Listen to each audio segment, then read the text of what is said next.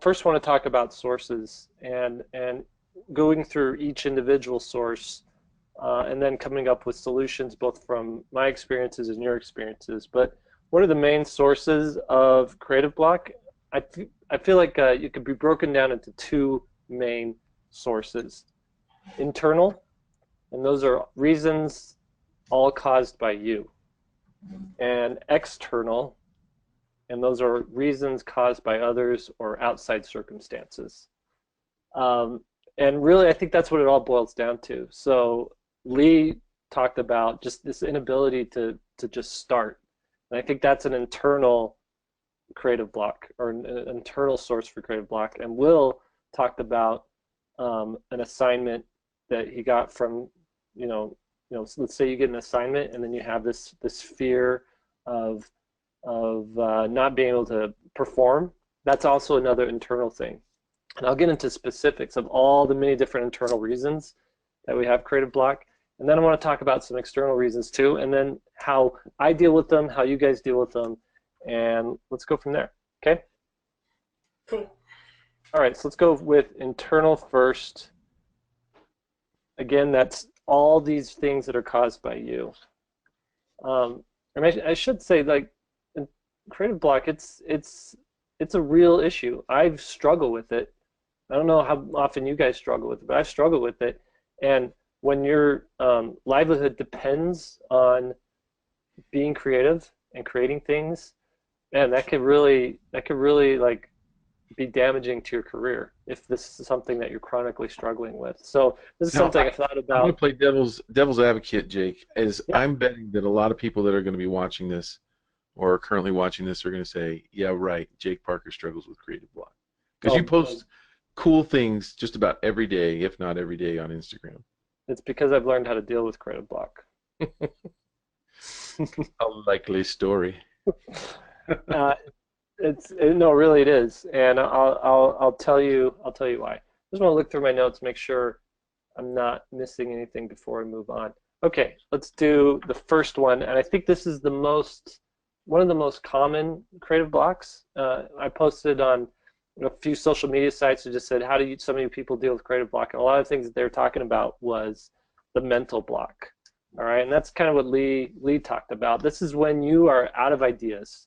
You sit down at the drawing board, you sit down at the computer, you sit down at, you're going to write music or whatever it is that you're doing, photography or something. You just have no ideas, completely gone.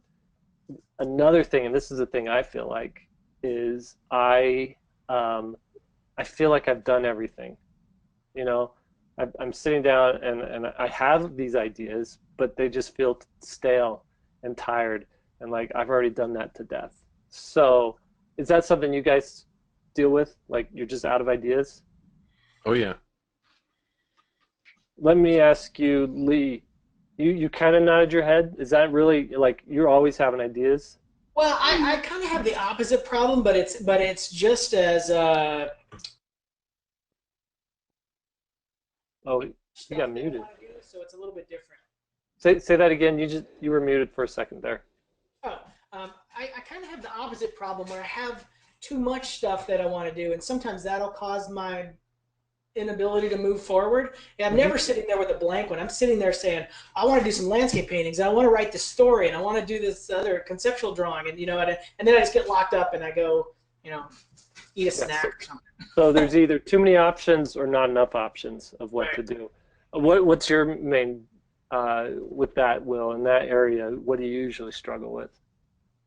I mean, it's funny because when you make an image and you put it out there on social media, people respond differently to one than another, and you really get a gauge of what they like and what they don't like. And so for me, that's in my head. I don't want to do something that people are going to go, So I'll look at the things I've done in the past, and I go, I want to create something that's on the same level as that other thing that, Hmm. but I think for me there's a part of me that understands that uh, you can't always. There's some luck involved in creating amazing things or really creative things, right? So like you take a band like U2, one of the most popular rock bands Hmm. ever. Yeah. And they have B-sides, you know. I mean, they have, right? So so I think you have to, at least for me, you know, I come at it at the angle of I'm not going to always be able to create something that I Hmm. want to create, but I'm going to keep trying. And so Hmm. to me, it's the constantly throwing mud on the wall, because Hmm. some of it's going to stick and some of it's going to be better than the other stuff. Hmm. And I think that's one of the things that you do is you're, because you're constantly creating, um, you find ways to solve that problem of creative block. I mean, I Yeah. have strategy. I don't know if you want me to get into some of those Well, now let me or see if later. your strategy matches this strategy. And this is the main thing in dealing with creative block, and that's having a full creative bank account.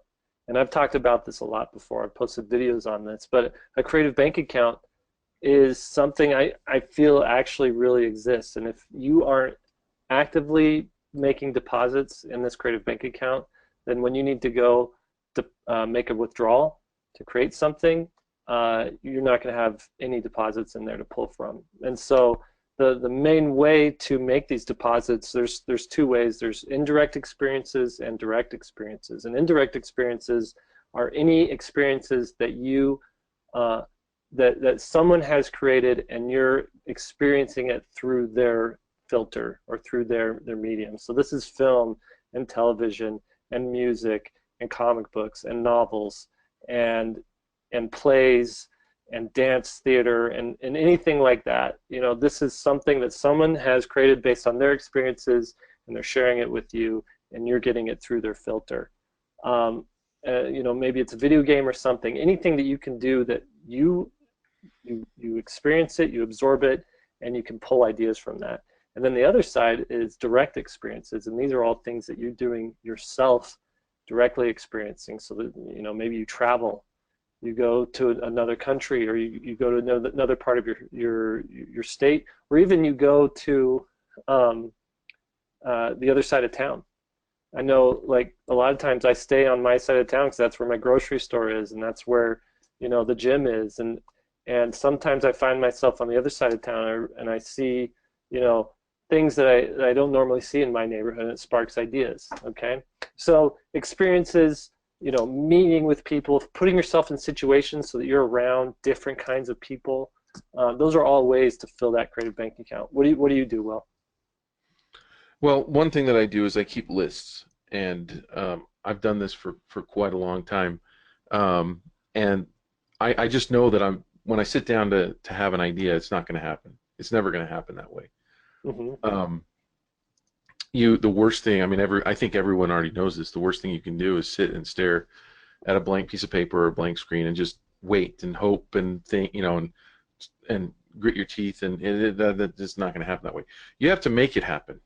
Hmm. And so the two main things that I do is I collect reference, and I make lists. And with those lists, for instance, for the ideas that I came up with for my little characters, Hmm.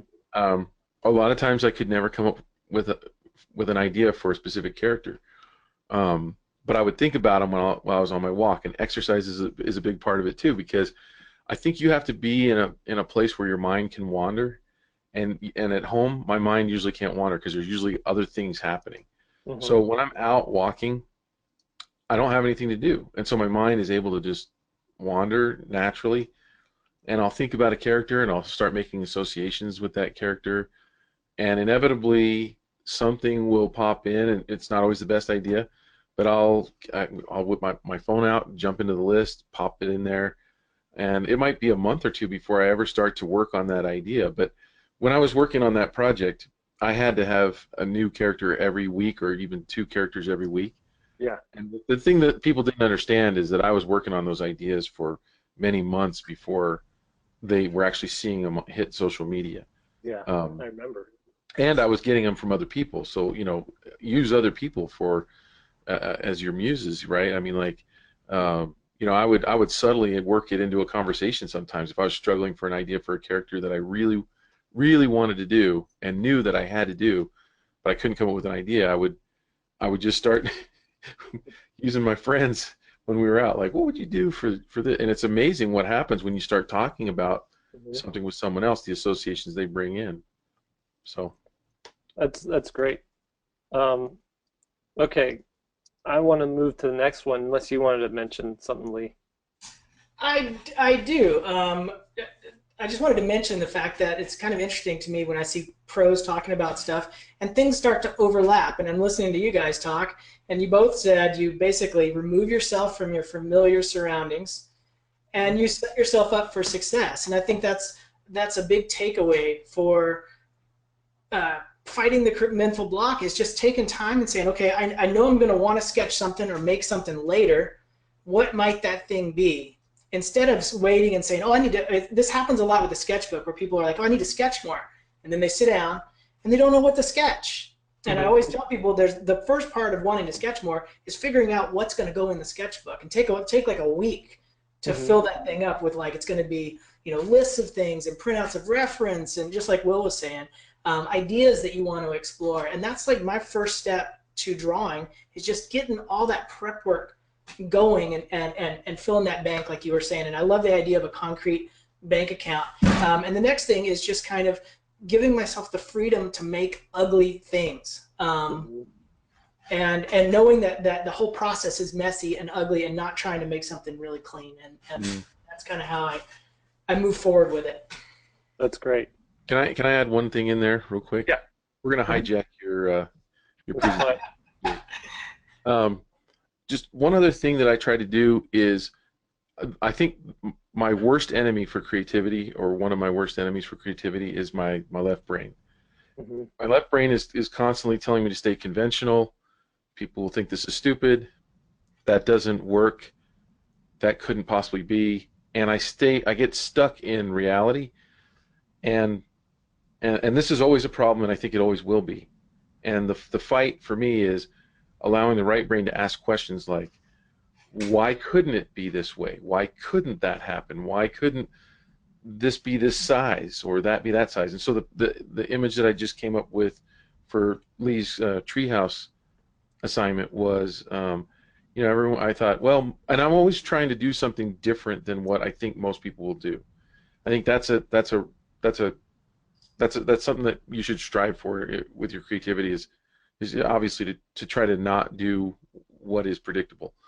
So, I saw this picture of strawberries and I thought, oh, the colors are really neat.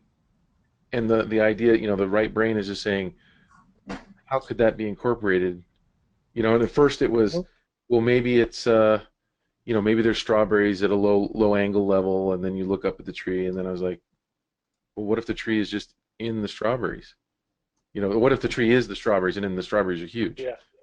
And so it's giving yourself permission sometimes to ask those kinds of crazy questions. The crazier, Right. the better. You can always throw them away.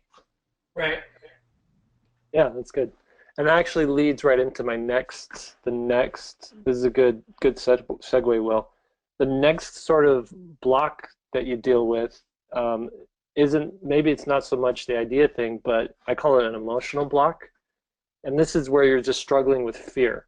And it's usually either a fear of failure